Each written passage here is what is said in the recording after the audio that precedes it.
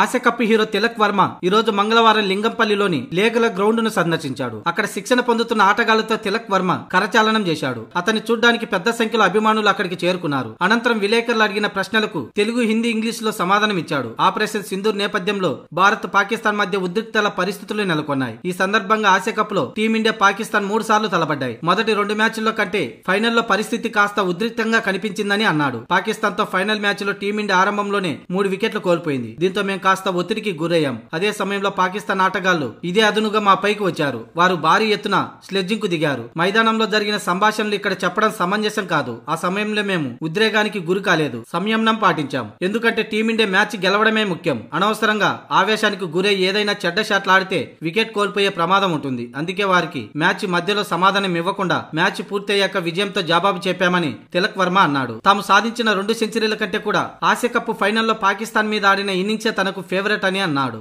అలాగే Hyderabad cricket association, BCCI కు కృతజ్ఞతలు తెలిపాడు.